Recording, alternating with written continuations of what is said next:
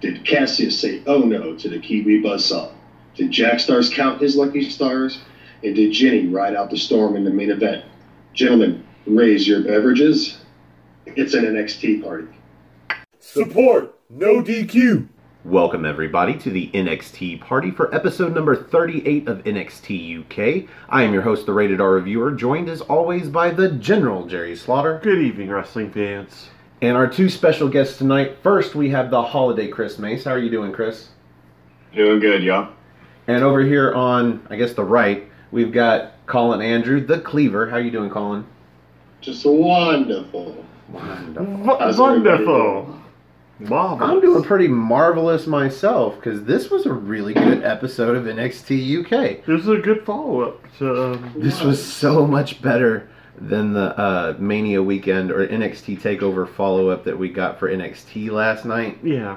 Wow. This actually felt more like a show that did like a dark series montage. Yeah. We got 4 matches. We only got a few here and there references to NXT TakeOver New York, and one video package because you had, of course, the NXT UK WWE UK Championship defended at said TakeOver event, and they had a video package for that, of course.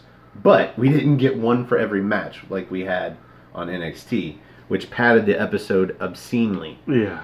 This was a really good episode. We did start off the episode with a video package, though, but this is hyping the main event.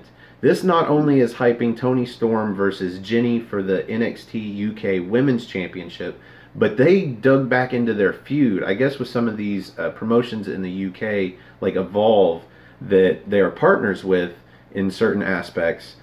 They showed some footage that Jenny and Toni Storm's rivalry goes way back. That's why I'm really loving what this company's doing right now, which is what I call consignment feuds, because not necessarily it's pretty much a feud new to a whole bunch of people, but old to others. What may be new to the average fan like me or whatnot, stuff happened maybe 5 or 6 years ago, way across the sea in some other promotion, and probably was done just as well and.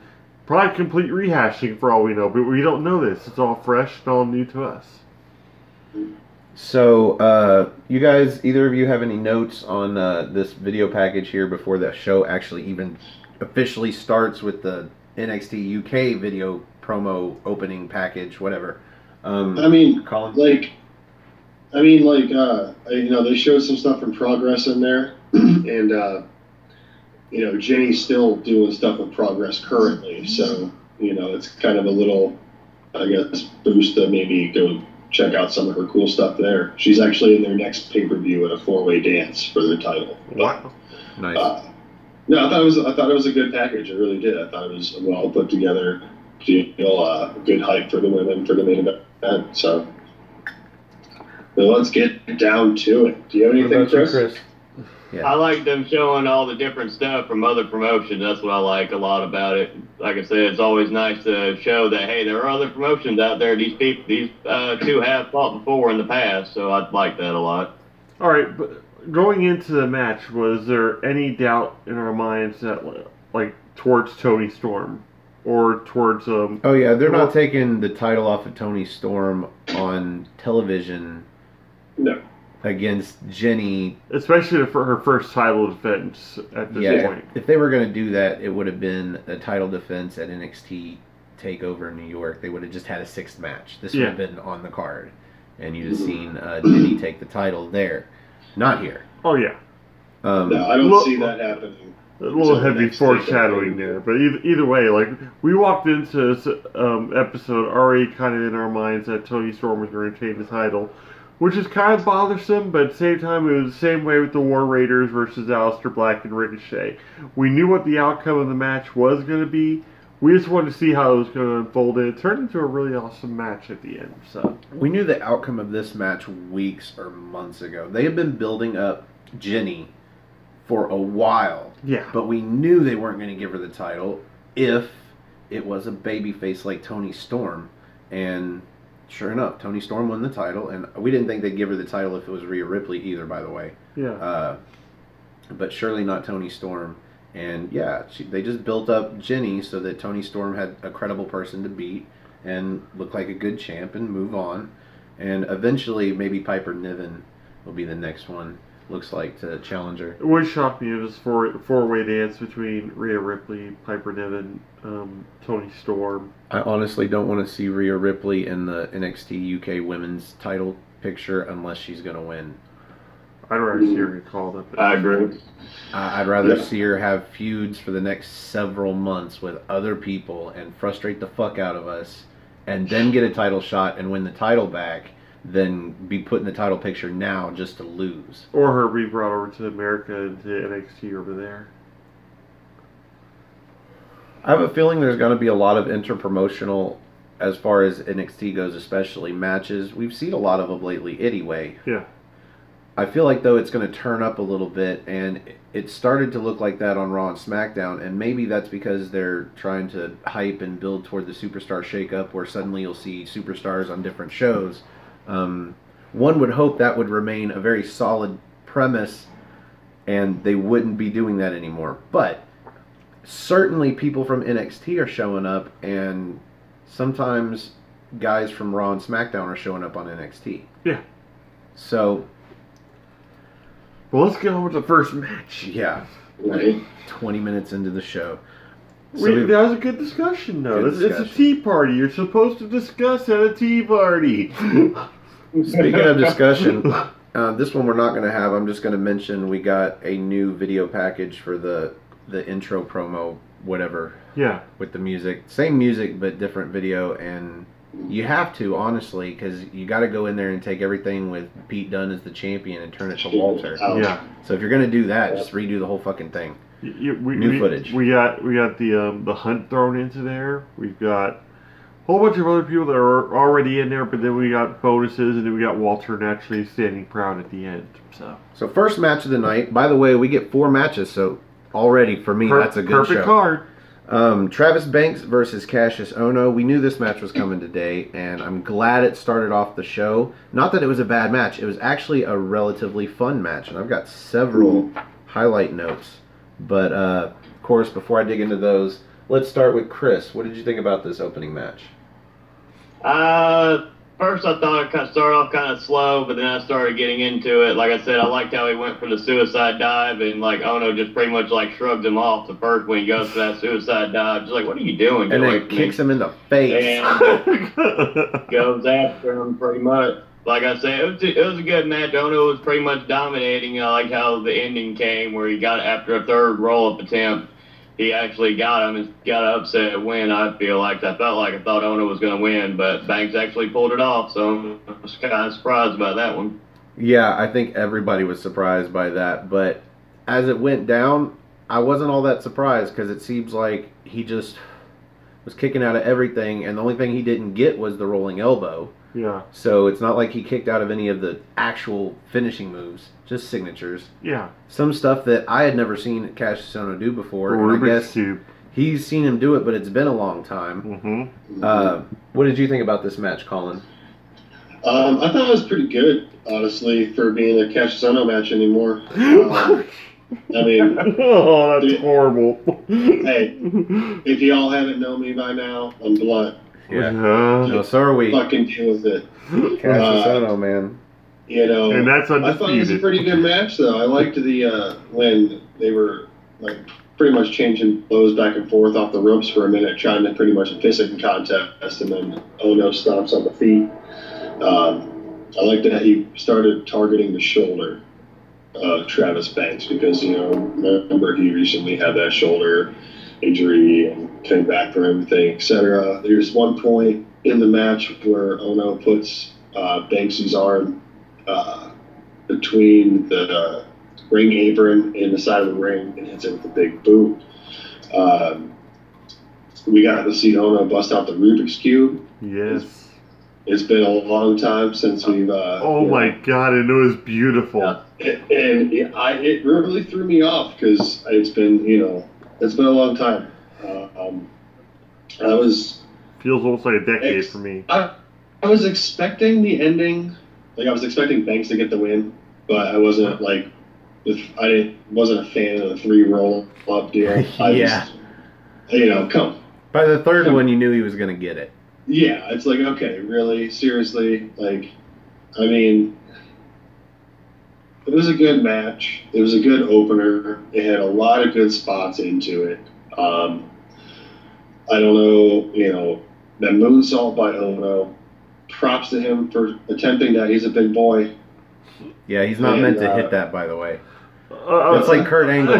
Kurt Angle's moonsault, that's the first thing that came to mind. I think the story there is that Kurt Angle never hit the moonsault. He was never meant to hit it, and somebody encouraged him to hit it during the match, and he ended up breaking one of their ribs. Yep. So hardcore Holly. Yep, there you go. So, what do you think about the match, Jerry? Well, the thing was with this is I wasn't really expecting a lot out of this match. So for me to actually see something come out of this match was pretty cool. Like, anybody's watched these videos knows I'm not really high on Travis Banks. Because anytime we look at Travis Banks, even on the television, he finds a way of getting injured. And then we have Cassius Ohno, who's like no longer that Chris Hero of old. But at the same time, we saw flashes of that Chris Hero of old in this match. We saw him more or less skin the cat at one point. We saw the Rubik's Cube. We saw the moonsault. We saw that he has some agility in that massive frame of his now. There's still a spark in there. And the slow opening, that was just beautifully done. And the only thing that ruined it for me at that point was Vic fucking Joseph. So, just some of his calls were just asinine, and Nigel wasn't really helping at all. So at one point he's like, it's like Cassius Ohno looked really good against Ashton Smith. Motherfucker, everybody looks good against Ashton Smith. That's the whole point. Yeah, but he said he likes. Later on, that was during Joseph Connor's match. Yeah. But I'll mention it now. At one point in the night, he says that he likes to go toe for toe. Yes. And move for move. I'm like, really? Toe for toe? Sure it's not toe for toe and move to move? Big Joseph. But toe to toe and move for move. But I'm going to add another general rule to NXT UK, which is number one general rule is never try to vertical suplex Mandrews. Yes. Never try vertical suplex Mandrews. It's bad news for you.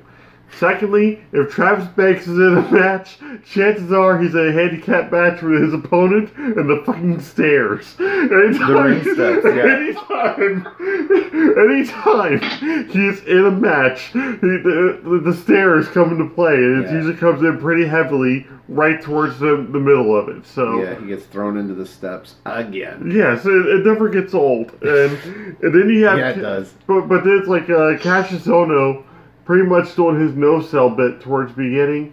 That was great too, because it made him look that much more hulking to Travis Banks. But Travis Banks pulling out the victory, it didn't really shock me. But at the same time, Cassius Ohno pulling out the victory in this match wouldn't have shocked me either. There wasn't really a lot of shock value in this match. It is what it was, but it was a good match.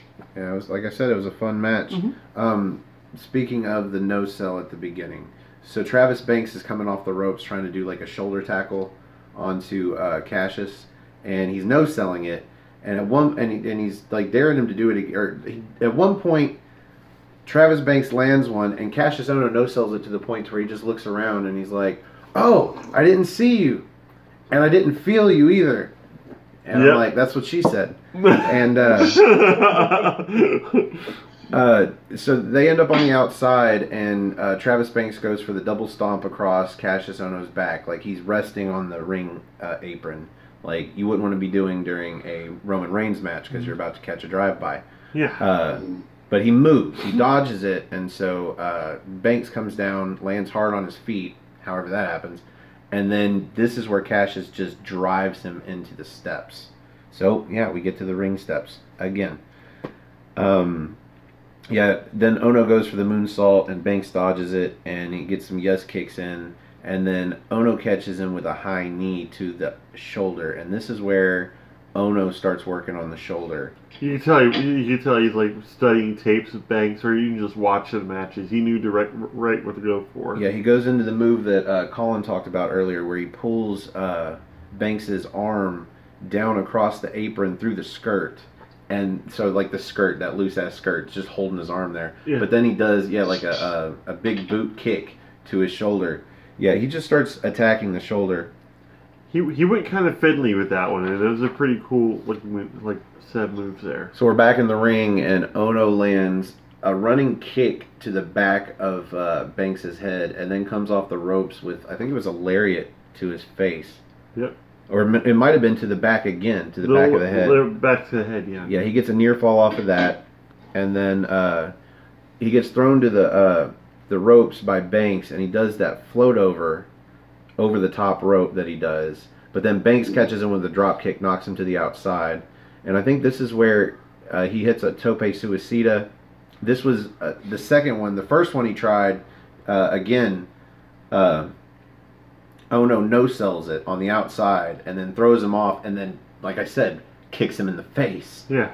This time, Travis Banks hits it and then does a running Shining Wizard from up towards the ramp. Just this long running, just knee to the fucking face. I'm about to say, he gets from the ramp to the ring in almost record time, though. You almost hear him like a buzzsaw coming, so it was pretty cool. But off of that, for some reason, Ono gets up quicker and gets back in the ring where he shouldn't be. He's in the corner, and Banks hits that spring up where he comes off the middle rope in the corner and then comes down with a double stomp to the chest, which was a little ugly looking. Got a near fall off of that. He hits him with the Kiwi Crusher, the fisherman's driver. Yeah. Fisherman's Michinoku driver. Yeah. Near fall. Kicks out. And then he goes for Slice of Heaven, but fucking Ono kicks him in the face coming off of the corner. Nigel called it a slice of hell, which I thought was great. And then this is where Ono picks him up and hits the Rubik's Cube. For those of you out there that don't know, I didn't know what it was called. It's an electric chair package bomb. So he takes him out of the electric chair, brings his head down, and then just pulls him forward into a Michinoku driver. Beautiful move. Yeah. I think NXT UK is the only place you're going to find wrestlers desperate enough to take that move. Yeah. Especially when they're getting the win. Jesus Christ. That's going to break somebody's neck someday. It's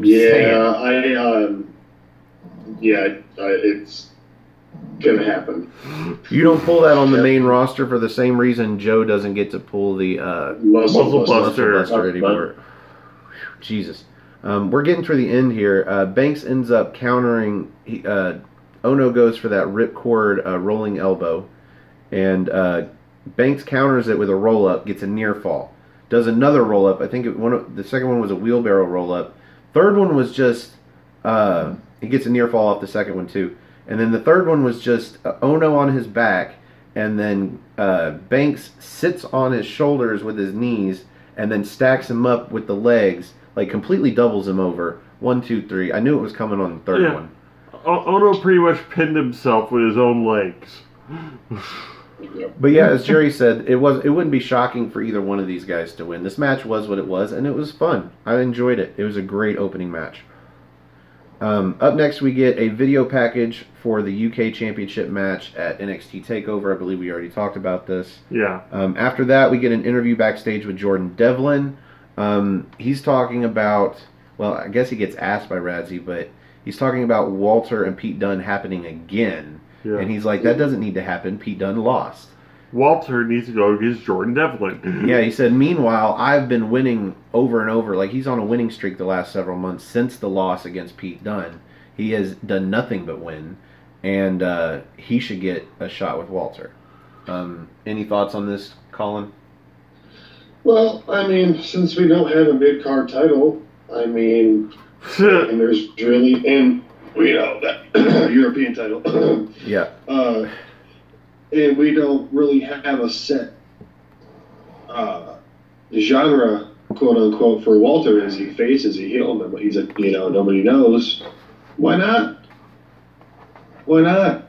Let's give the little fucker his time to shine, I guess. No, he doesn't. He doesn't beat Walter. Come on. Yeah, I know he's not going to beat Walter, but you know, at least let him get that main event slot again. I actually kind of agree. I figure he's the Ginny of the men's division. Yeah.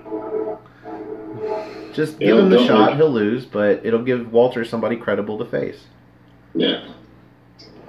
Funny thing is, if Pete Dunne had retained, then he probably would have had a better shot. Yeah. Very true. Chris, what's your take on this? Jordan Devlin already had like his shot at WWE United Kingdom belt once with Pete Dunne. We've got other credible people at this point. We have Mastiff that could actually like try and make a run at Walter if he wanted to. Even though later we're going to discuss him a little bit. So yeah. But what's your take? Who do you think would be a credible opponent for Walter at this point?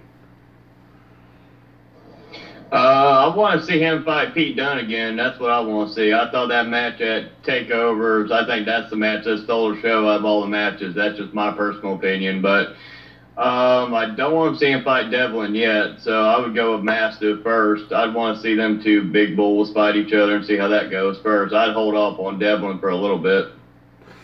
I disagree. I'd feed Devlin to Walter now and hold off on Mastiff versus Walter because I feel like Mastiff is a more credible threat because of his size.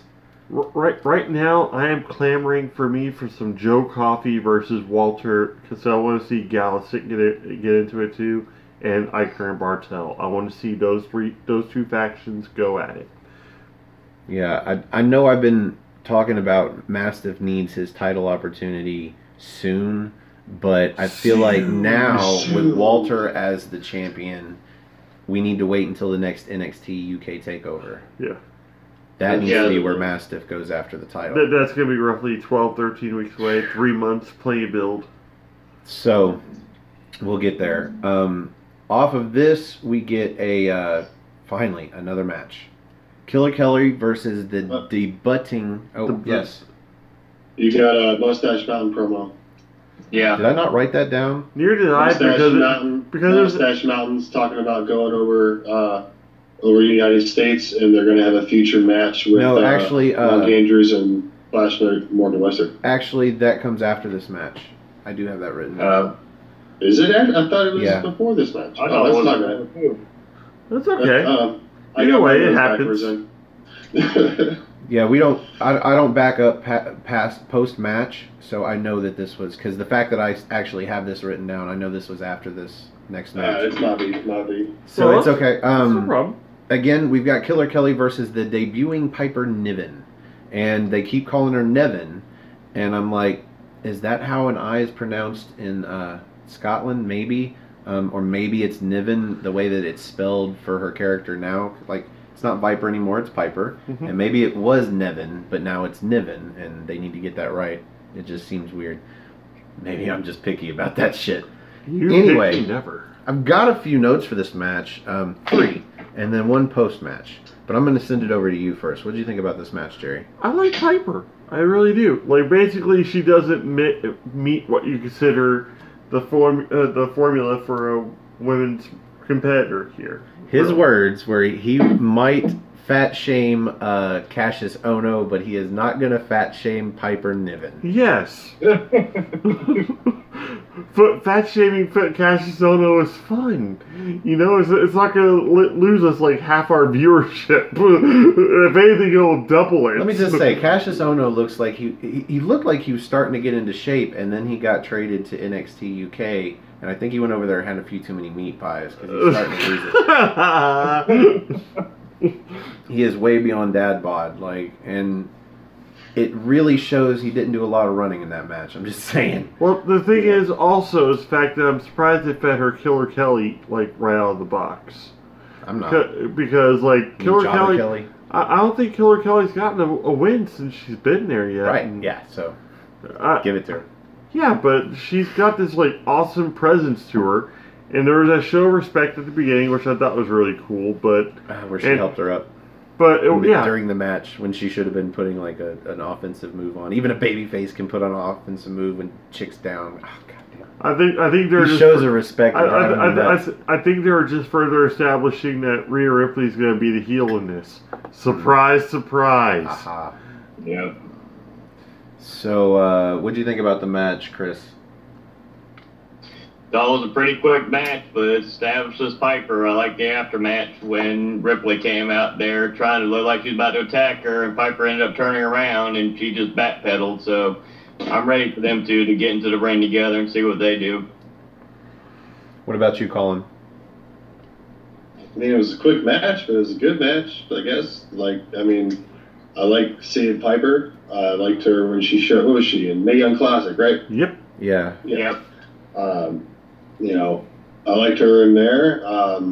We need some more women stars in the UK, and she's true. honestly the perfect Very one. true. She's different, but hey, Sometimes I like different's her. good. She's I like her. She's heavy and therefore powerful. Mm-hmm. Yeah. And she doesn't even have to really be powerful. They can just tell that story in the ring. So it goes Exactly. with her character. And so she is, as a babyface, the perfect person to pit right now against Rhea Ripley, who is lean but certainly powerful. She is actually a big lady. And I'm saying tall-wise, and she is certainly powerful too. So, perfect fit. I'm curious to see who wins this, though, when the match finally happens. That's the whole idea at this point, because like Rhea's been on her quote unquote bully kick, so you have somebody that's pretty much her own size. The whole pick on somebody your own size. What do you think about this match, Chris? Like I said, it was just a short match. Oh, yeah, we already asked me. Yeah, you already asked him. Edit.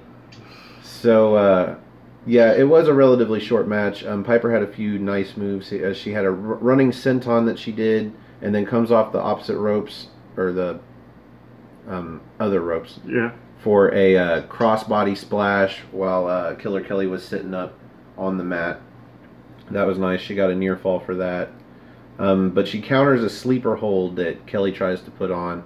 And I think it was Nigel McGillis that said, I just can't see how she's really got it on the carotid artery. And I'm like, oh my God, what are you, a surgeon? Right. Just because you have a British accent doesn't mean you can say carotid artery and sound smart. Yeah, it kind of does. Yeah, I really should edit all of this out. So no. Piper wins with a running cannonball and then picks her up for a scoop driver. They love the running cannonball sentons in this company. Easily just a Michinoku driver, and Yeah. she gets the pinfall. Of course, it's her debut, and it's Killer Kelly, who didn't see this coming. But post match, as Chris said, Rhea Ripley comes out, and she goes to do a run-in into the ring to, I guess, get Piper while her back's turned, but Piper turns around and sees her, so Rhea stops, and then there's a stare down. And Piper, of course, is the babyface, invites her to get in the ring, let's fight. And Rhea is the cowardly heel, which does not suit her. That doesn't suit her at all. No. But, yeah, was what it was. Decent match. After this is where we have the aforementioned interview with Mustache Mountain. Now, this was a recap because this happened last week. This was before WrestleMania. They were talking about getting invited to WrestleMania. Right. Yep. Typical Mustache Mountain. They just said, the greatest thing is this brand here on the microphone. Basically, I don't know. I think Trish Seven forgot where he was because he's been making so many different appearances that he's like, he had to look at the microphone. It's like, the greatest brand is right here. And they got NXTea UK. What do you think about the interview, Colin? It's typical Mustache Mountain. It's Tyler Bate really not saying a lot. Trent Seven just working over the mic, being like that drunk uncle at the party, Yes. Behind the mic, Uncle Suds, So, I guess they're getting a match against Morgan Webster and Andrews here soon. So, we'll see. But I don't know. Mustache Mountain to me is starting to fade off a little bit. Yeah, it's time to break them up, right? Yes. Tyler Bate needs to kick old man's ass and then just call it a day. Move on to the mid-card title that'll surely be around by then. What did you think about this promo or interview, Chris? It's like Colin said, it seems like a typical mustache mountain. I'm just ready for them to have their split or somebody turn heel, whether it's Trent Seven or Tyler Bate. I'm ready for one of them to turn heel on each other. I'm just not sure which one I want to see turn heel yet. It's got to be Trent Seven. It's got to be Trent. And especially with the Superstar shakeup coming up, and especially if Pete Dunne leaves the UK brand, British Strong Style, there goes that. Yeah. Yep. So, okay, and then we're going to need another star, and okay, so we're going to take Mustache Mountain, who's an established team, break one of them off because Bate's popular. Right. Boom. Well, we need a new lead baby face. Oh, why not the big strong boy, Tyler Bate? What I really like about that idea also is the fact that, like, Trent Seven, he's very prone to injury, especially with his knees, and sometimes his shoulder goes out as well. Why not make him a manager every now and then, or a heel manager, because he's got the mouth for it. Simple as that. He's actually able to pull off these great promos. He started talking about how Radzie's gonna be flying to America. He's like first class. It's like very good. All right, we'll see you there. Like he throws that in at the end, and it's clever and it's charming and it's awesome. But at the same time, he can take that clever, charming, and awesomeness and become the most swarmy, conniving manager heel. Smarmy. Yes. Smarmy. I like swarm. it. So. I like it a lot. Mm-hmm. So up next we got something I actually called earlier in the show when we were watching it. I figured it would be the third segment and it would be in the ring instead of having another match, but it was a backstage promo with Zach Gibson and James Drake, which really means Zach Gibson talking because James Drake just does not. He talks with his eyes. He's like Silent Bob. He talks talks when it's important. Yeah. Yes. And Zach Gibson talks and says the same thing, and you love to hate him, and yeah, it's... I think that's one of the reasons we hate him so much. He keeps on trying to beat into our heads how great they are. We know. Soon to be recognized as the most important champions in all of WWE. Yes. All of wrestling, whatever. What do you think about this, Chris? I like the promo. Like I said, I like the Grizzly Young veterans. Like I said, I hope they have the title for a long time. Like I said, I just like their promo. I'm ready to see who they face next week. Colin, did it look to you like the titles got new straps? It did to me a little bit, but I also noticed... All right, so there's one thing that's bugging me about the UK titles, and I'm looking at them right now because I'm actually watching this promo right now. It's actually just happened to line up with the live stream that's going. Cosmic. But I'm looking at them right now, and how there's the center plate, and then there's the two little... the bars. Street. Yeah, so I don't understand place. those if they had the nameplates on the side now, because I figured that's where the nameplates would go on the titles. But yeah, the straps look a little different. They look a little more flat black and a new design. I don't like them. I don't either, but I just since we said new straps, I don't know if y'all saw, but the Universal title had Velcro on it on Monday instead of the metal fasteners. I did notice that one. I did not. I tagged you guys in it on Twitter, just so you know. Huh. But yeah, well, there you go. They look different. Yep. So up next we get our third match of the night, Jack Stars versus Joseph Connors. And come on, man, it's Jack Stars. He's the Ellsworth. Is anybody going to bet against Joseph Connors here? He got like 98% more offense in this match than he did against Walter. Hey, cheers to the guy, his chest healed. Yes, he did. you could barely tell there was like a frying pan on it at one point. It would be easy to tell. He is pasty as fuck. What'd you think about this match, Colin? Oh, man. I mean, we haven't seen Stars since the massacre of what was Walter. But I don't know. It was cool seeing the Stars get some offense, I guess. You know, I'm a Joseph Connors fan. I like seeing him, more frequently used on NXT UK, which makes me happy. I don't know. It was a pretty decent match. I mean, it wasn't a complete wash, but yeah, you know. There's the just end not of- parts of them that there's just parts that we don't want to see though. Yeah. Yeah. Yeah. Like, Stop wearing the gray shorts. To Ligero, to Joseph Connors, we don't want to see your dicks. We don't. right? And maybe I shouldn't say that because I enjoy when the women wear stuff that I do. So maybe the women want to see their dicks. Maybe the women I want was to going to see say their that that's for the ladies. although from all Yeah. the jokes that women comedians make about dick pics, like I doubt they want to see their dicks either. Like nobody wants to see a dick. Well, that's more a dick print. I always figured Getting those a guys little wore off cups. topic with the dick. Yeah, we are. Like, wouldn't it make Split sense to dick wear in a row, cups? guys. What if you accidentally fall onto the top rope and Yeah. split your beans? Like, it'd be nice to be wearing a cup. I would probably always wear a cup if I was a wrestler. Maybe it's Oh, I like a would cookie too. cup. Maybe it's like a cookie cutter cup, and it's just like in that shape. It's really weird.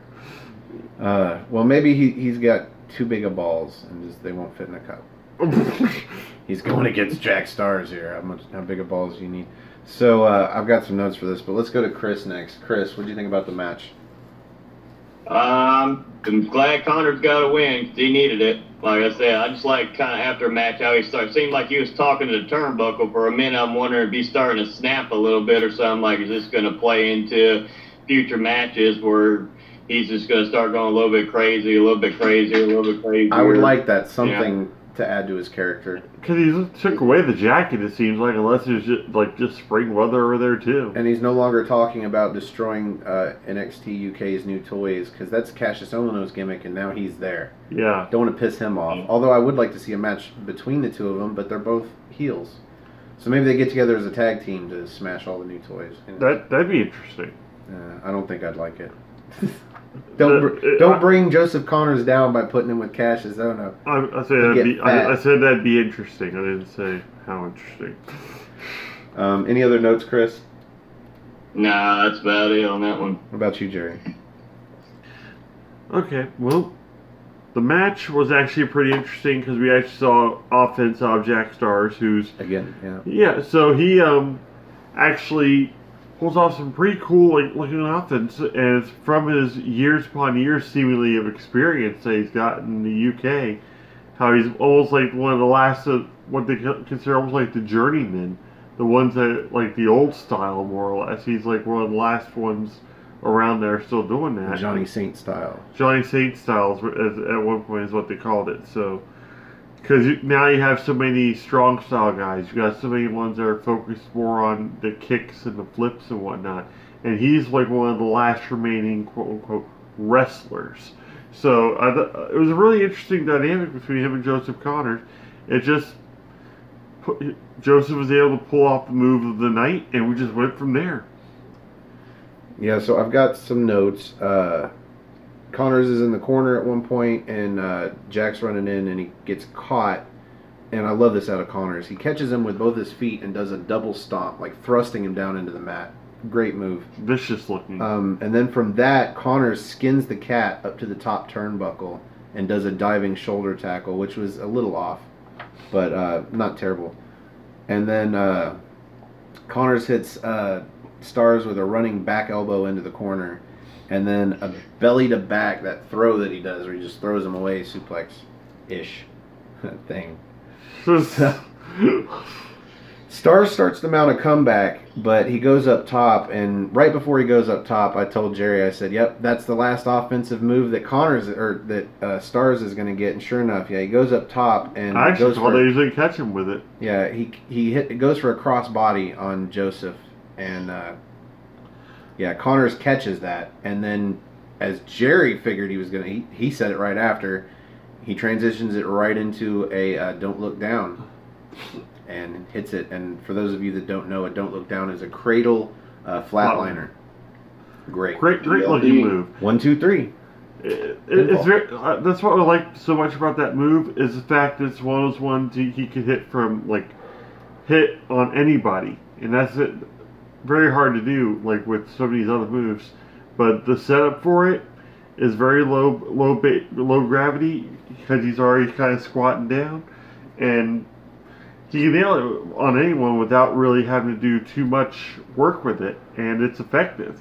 So I like it as a finisher. I really do. Yeah, I really like the finisher. I like a lot of his other moves. We didn't get to see half of them in this match. He didn't need half the moves. Yeah, Jack really Stars. Yeah, no use pulling off your entire arsenal on Jack Stars. It's not going to be a long match anyway. Although it was a lot longer than I thought it was going to be. Oh, they said it was like a great match, and that's like he's regaining momentum. He's not regaining momentum if he beat Jack Stars. All of the time that Jack Stars put into offense could have been time we could have seen added to the main event. Yeah. That's how I feel post the entire show. Because we are almost to the main event. Right before that, we get a long video package / promo for Dave Mastiff. And again with the daddy issues. Right. I do not think these promos are doing anything positive for Mastiff. They aren't. As good as their video editing guys are at putting together these video packages, it's not doing anything for Mastiff. Not for me, at least. In fact, to me, I feel like it's taking away because we're putting all this time into video packages when he should be in the ring clobbering people. What are they're not even repackaging him, really. They're just giving him daddy issues. Yeah. Kind of. Daddy created this guy that can't empathize, and he just... fuck, I don't know. What did you think about it, Colin? Yeah, pretty much. It's my dad's fault. I can't feel anything, and all I do is want to beat people up now. You know, it's generic. It's played out. It's so MTV. I don't know. True I life. mean, I like issues. Mastiff. I like Mastiff. Don't get me wrong, but the storyline shit. I feel like it's a reality television character. Yeah. And for those of you that don't think reality television is scripted, I think it would take 5 minutes on Google to do the research. What about you, Chris? What did you think about this video package for Mastiff? I mean, I like the video package. I don't like him having all these daddy issues all of a sudden. Like, is there a payoff to him having daddy issues? Is his dad going to show up during one of his matches? I mean, what's the whole point of all this? Really? I'm hoping that this is just a setup into the character where this is just the background. He's got these daddy issues, but it's just going to be him coming out as this character that is a little more heelish, maybe a tweener, where he has no empathy and he just destroys people. And maybe he does turn heel a little bit because Walter's kind of a babyface. Yeah. That would be an okay payoff for me. I still don't know. I still don't like the setup, but if they drop it just so that they can build this character idea that he's what's the word, a sociopath maybe. Yeah. Then I'm okay with that because he's got the size without the height. But he still does some cool moves, and he, of course, has the power. I think he would be a great heel. So, that's my take. Any other notes before we move on to the main event? With me, this harkens kind of back to when they repackaged Mark Henry in his Hall of Pain that he was doing. Nice. That's why I see in the video, but that is one of the situations where... Yeah, the daddy issues kind of throw me off. Like, get rid of that part of the storyline. If anything, reveal that later after he's done annihilating 3 or 4 people. You know, just like no. I'd rather do it now and drop it and get out of the way than bring it up later. You would. Yeah. I feel like you would ruin or taint some of the momentum with just an addition like that later. Yeah. Well, then don't mention it at all. Then. Yeah. Just have him destroy. There you go. Great idea. Seriously, that's all you really need to do. Mastiff speaks for himself. The first couple episodes, camera shook. He smiled, inflicting pain on people. It was good television. And now they're turning it into a soap opera with Mastiff. I can't take him seriously. He looks like Hamilton the Babe Porter from Sandlot with a big old beard and complaining about his dad while he's lifting a whole bunch of fucking weights. Well, I've talked myself into it. If they drop the dad thing after these promos and he's just this heelish beast, yeah, then I'm actually fine with this because... Yeah, I would hate to introduce the dad thing later. I was about to say and I wouldn't want the commentary to be talking about it either, because I'd rather it be these promos than him doing like bad things in matches, and then the commentary try to explain it away by saying, "Oh yeah, he's got daddy issues because his dad taught him to be non-empathetic." Yeah. Oh, you know Nigel and Vic are just going to soak that in. It's like, that's the only way they can tell stories. Don't talk about it, Nigel. They're going to. They're going to talk about like crazy. Vic, Joseph, don't talk. Or the fans start chanting daddy issues every time he's in the ring. Just let it go. Let it go from here, and then put him in the ring and let him be a heel. Needs his daddy. Mastiff needs his daddy. Support, no DQ. And we are on to the main event. Tonight we have the NXT UK Women's Championship being defended by Toni Storm against Jinny. And this was a really good match. Didn't expect it, especially coming off of the performance of Toni Storm in the last couple of matches that I've seen. Mm-hmm. And I figured Jinny was going to carry her through this whole match and then lose. And I was pretty much right. But I was pleasantly surprised with the outcome. What did you think about this match, Colin? Well, that was pretty good. I mean, they came firing right out of the gate. They bell rang and then just straight fist fight. Jinny got the upper hand for a second, and then she blocks a big boot from Storm, but Storm ducks and hits a clothesline, and then it's just a low drop kick from there. She gets a 2 count on her. She transitions into an STF on the mat, and works her over there for a minute, and then hooks her into a, what's it? I don't know, it's like a stretch, I want to say. Surfboard stretch. Yeah, surfboard stretch, and she hits her neck for a little bit. I don't know, I thought it was a good match between the ladies. I mean, I thought, we knew that Jinny wasn't going to get the title. I mean, obviously, they're not gonna do a title change on NXT UK until the next takeover, whenever that'll be. Maybe June, who knows. I liked the way Jinny looked in this match, though. She looked tough, she looked competitive, I don't know. I thought it was a decent match. As you guys know, I'm really not the biggest Toni Storm fan. So anything Toni Storm's in, I'm really not going to like that much as it is. Yeah. You know what I like about Toni Storm right now is the fact that she is no longer coming to the ring with a tiny top hat on. I like that about Toni Storm. Back to you, Colin. I don't know. I mean, it was, like I said, it was a good match. I can't really say too much about it, just because I have an unbiased deal on it.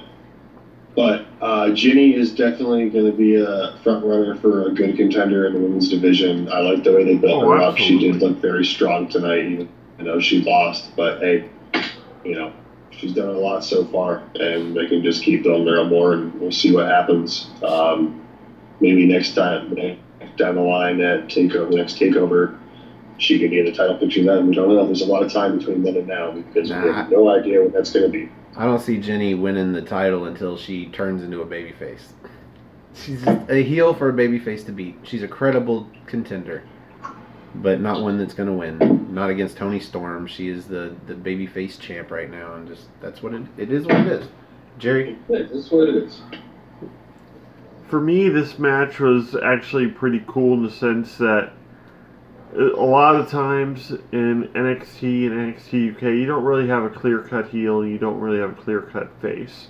We have a lot of tweeners in this company, and that's what I like is the fact that you're able to choose as a fan who you boo and who you cheer, and most of the crowds are actually pretty 50-50 on it. This match, a lot of people were rooted for Jinny, and a lot of people were rooted for Toni Storm. They're ready for change, and we haven't even had Toni Storm as champion that long. Yeah. So, Toni Storm, yeah, she plays to a crowd a lot and everything, but at the same time, she's got this almost like heel type mentality to her too, where nobody can beat her. How she's like unstoppable and whatnot. And Jinny almost put a halt to it a couple times. She had some great offense, great submission moves.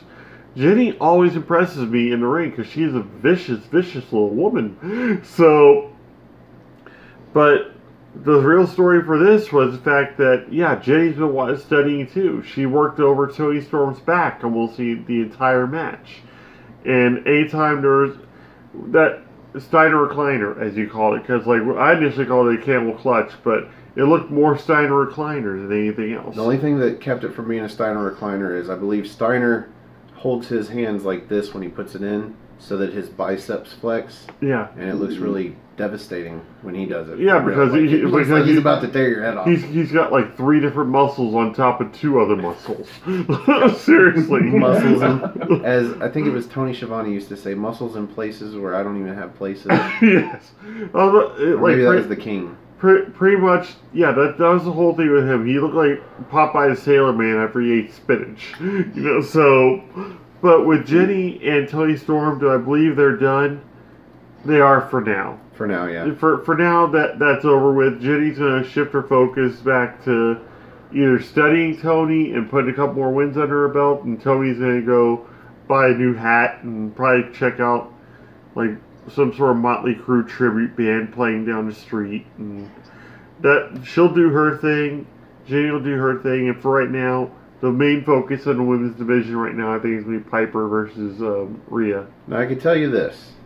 If in the future, even the near future, they find the need to have a transitional champion to move the title from Toni Storm as a babyface to another babyface, I could see Jenny stepping in and somehow just out of nowhere getting a title opportunity, and then again out of nowhere taking the title.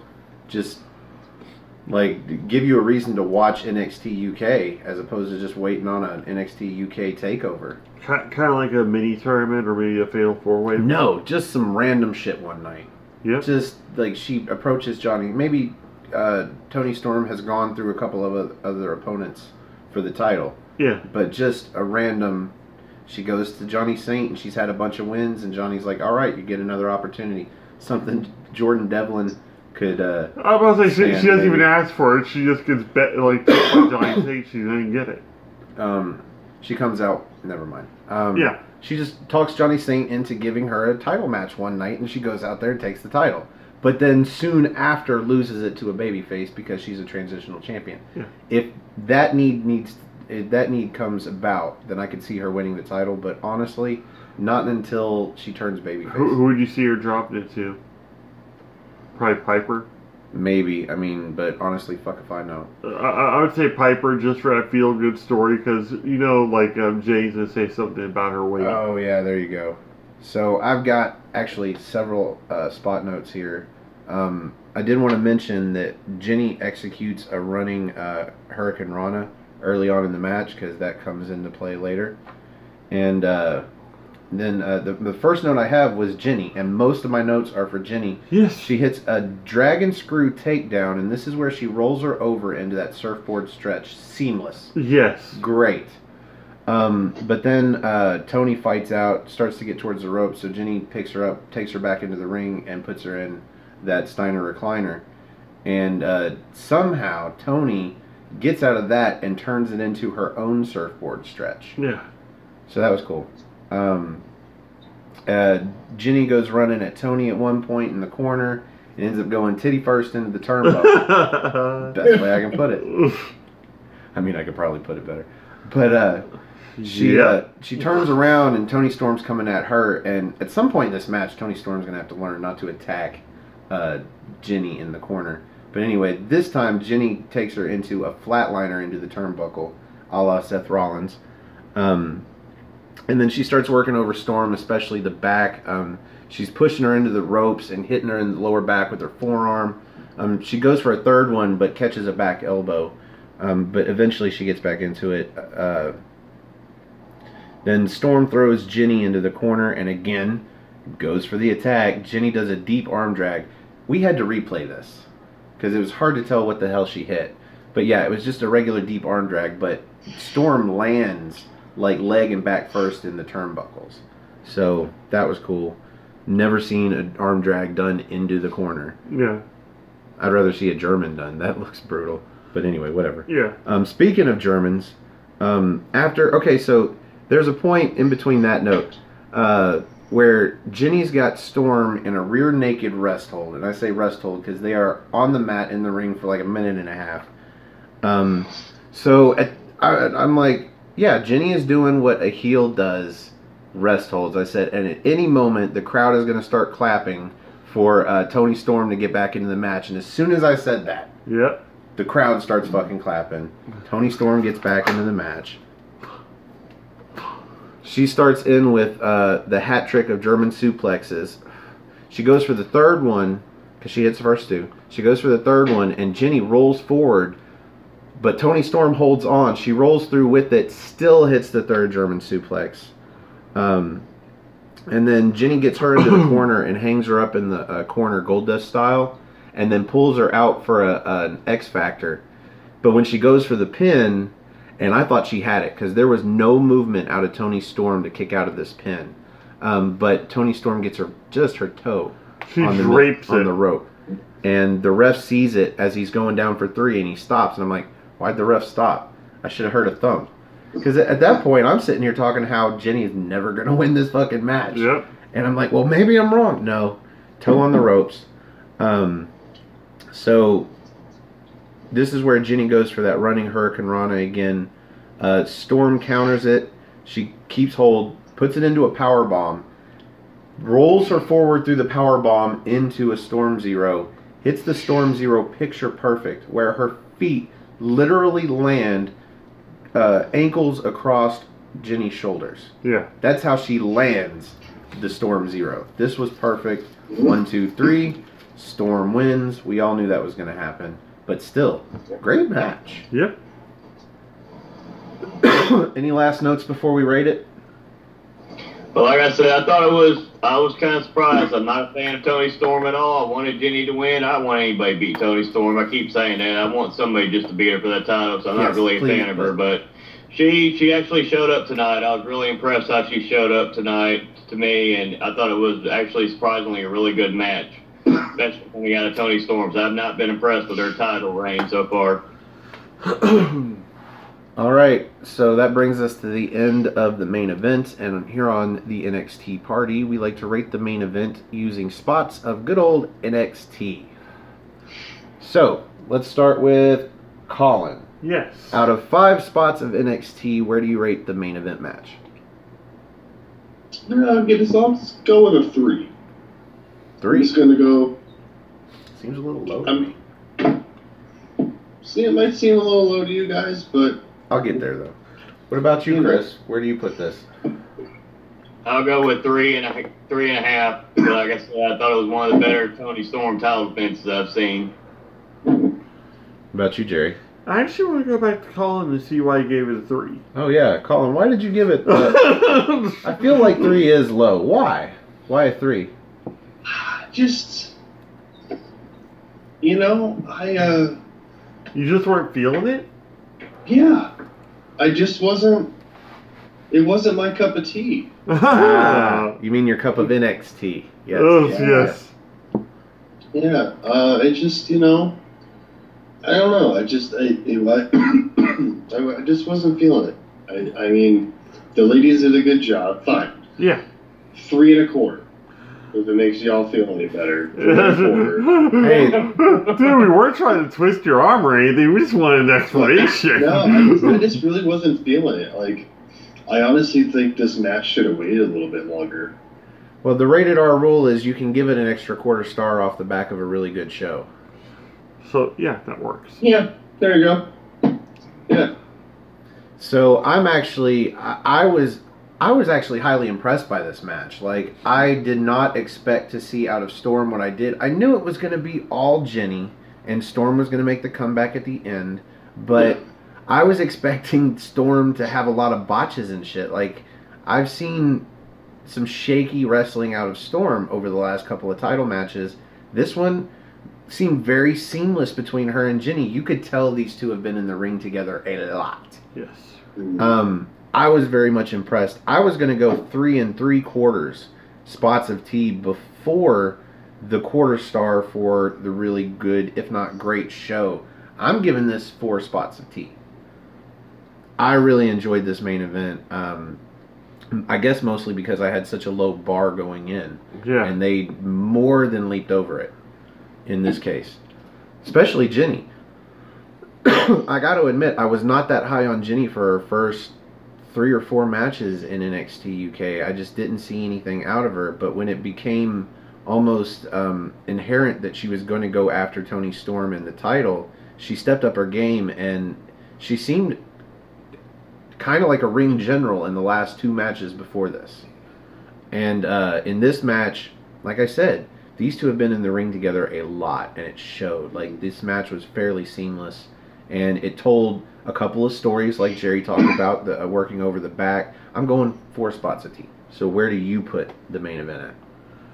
You said one word a lot.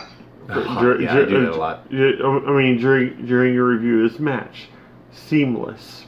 And not only is it a good pun because she's the fashionista of NXT UK, but the fact that, yes, she carried a lot of this match. She orchestrated a lot of this match. You can tell just from her moveset, just from the way she moved with Toni Storm. The working over of the back, just the reversals and everything. This is a very 50-50 match in this one. You don't really see a lot of that. You see a lot more of Toni Storm getting carried way through more of the matches that she's in. But at the same time, they have faced each other so many times that it was familiar. It was familiar territory. And in the long run, we got a great match out of both of them. So on top of that, the moveset, the viciousness out of Jenny, which I always love seeing Jenny get vicious in a match, and the core extra spot, I'm actually going to go 4.25. Jerry. Yes. You had to beat me, man. I had to one-up you just a little bit, because very seldomly do I actually give high marks to a women's match. Not just because, like, this was a great match.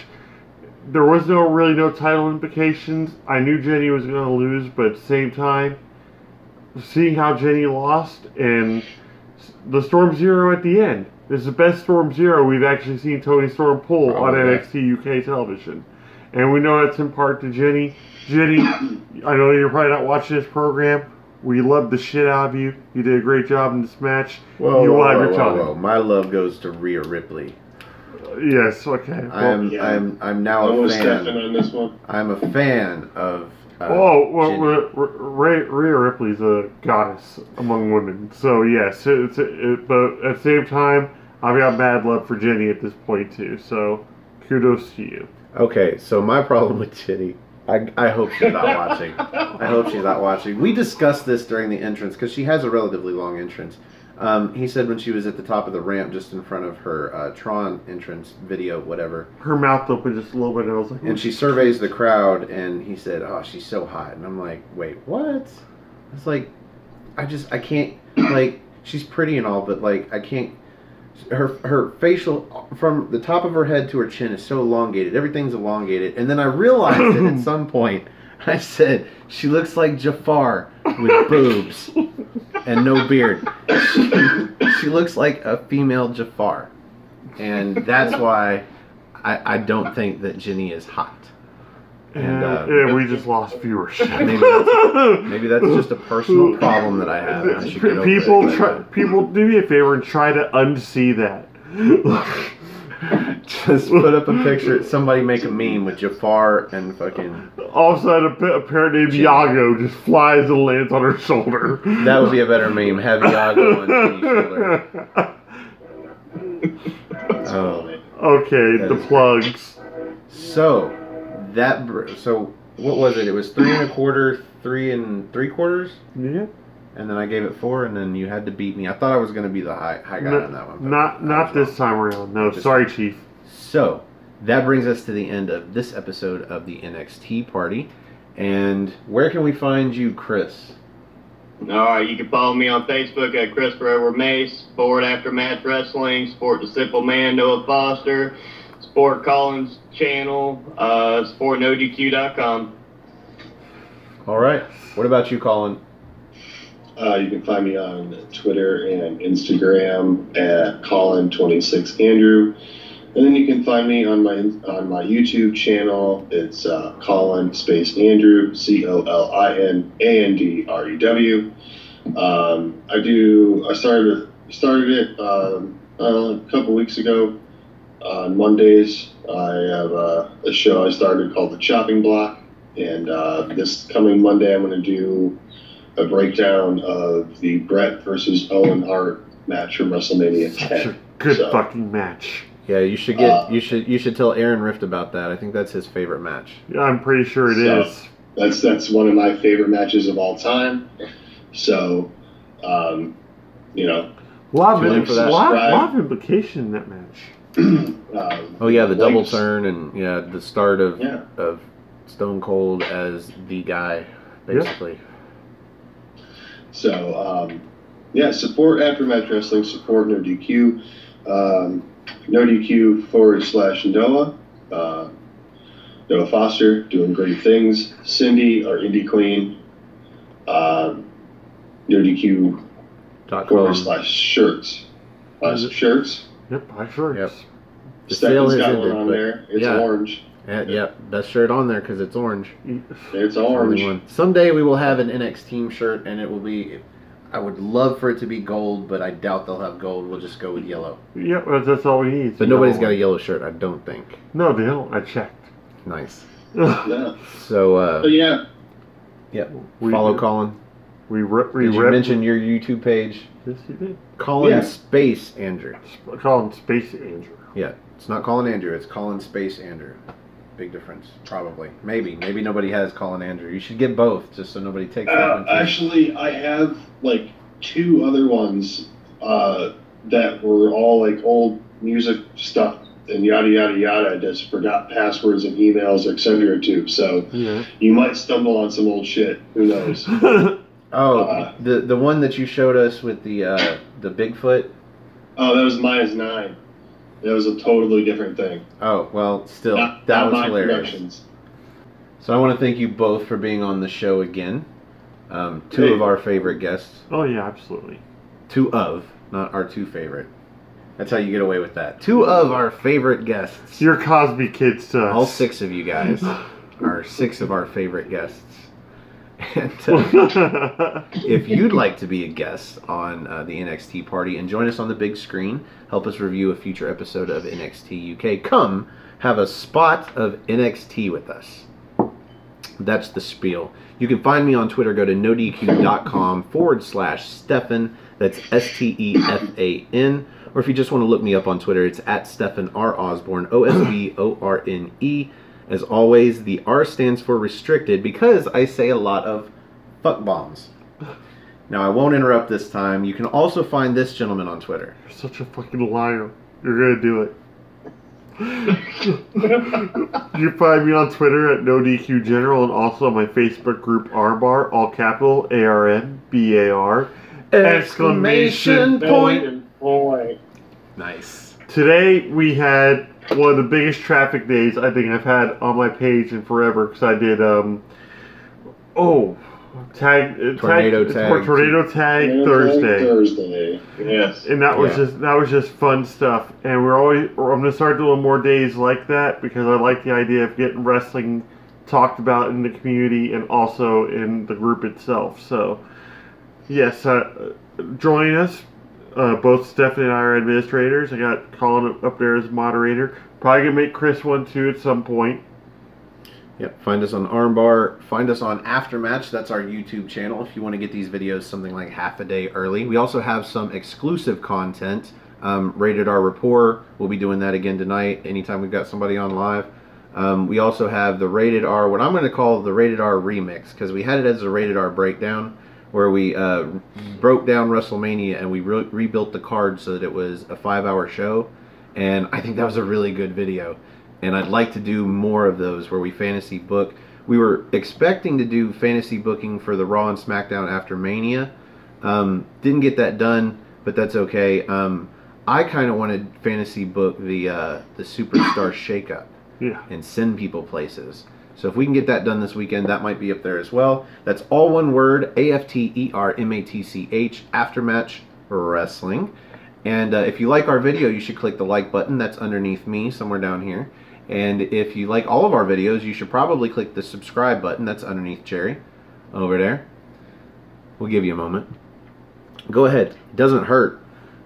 Okay. And in between those buttons is a share button. That's the one we really want you to click because a little bar will come up. Yeah, there it goes. And just share it on Twitter, share it on Facebook. You don't have to say any words. Although if you like the video, leave a comment. Leave a comment, share it. We just want to talk to more people about wrestling because we are on our way to 100 subscribers on Aftermatch. And at 100, we will start doing our NXT show, What's NXT, live. The goal of that is so that hopefully there will be some people on and can ask us questions and we can interact with you guys. And we will do those at the end of each video live. And so you'll get to see all of the outtakes. There won't really be outtakes anymore. They'll just be found footage. Yep, they'll just be part of the show. So, we want to thank you for joining us tonight. And please join us next week for What's NXT and another episode of the NXT Party. And for the holiday, that's his nickname, the holiday Chris Mace, for the Cleaver, Colin Andrew, for the General Jerry Slaughter. 1 second. Uh-oh.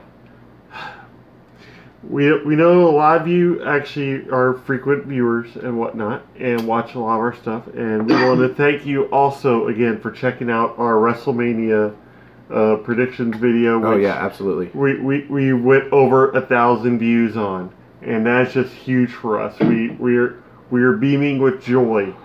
So we want to thank you again and keep on watching our show. Keep on letting other people know what we're doing here. Gold, black, and Union Jack, baby. I think the last time we got 1,000 viewers, it was the NXT UK Takeover Blackpool review video that we did with Aaron Riff. Took Aaron Riff to take us over. I think we got over 1,100 views on that. Yes. For us, that is huge. Yes. But to get 1,000 views with just you, me, and Noah, just the NX team. Of course, these guys are in the NX team too, but they're not main roster, let's say. They're not Team No DQ. You're not pre-show like Noah, but you're like mid-card. But that's how it goes, We set out to do this show, the NXT party especially, so that we could get you guys, the fans, on the show. Mm-hmm. And with that came the NX Team group chat. And with the NX Team group chat came all of these other shows. It's like built its own little world. Colin started a show. Noah's got his 205 Live show. Which is really good. And it's sprouted out its own little entity. And we're still just doing this show trying to get more people, more fans on. So we implore you, if you don't have Twitter, if you don't have Facebook, let us know how we can get a hold of you. Leave down in the comments your email address. That's all it takes. That's how we got Chris up here. Yep. I think Chris might have a new member of the NX team lined up for us pretty soon. So that'll be neat. But we want some more of you guys to be up on the show. And if you don't want to review NXT UK, if you don't watch it, that happens. But if you're watching this, you probably watch it. But anyway, yeah, come join the NX team. And I'm the General Jerry Slaughter. And I am the Wizard of No DQ, Stephen Osborne. And again, the Holiday Chris Mace, the Cleaver Colin Andrew. Thank you for having a spot of NXT with us. And we will see you in NXT time. Have a good night, y'all. Bye.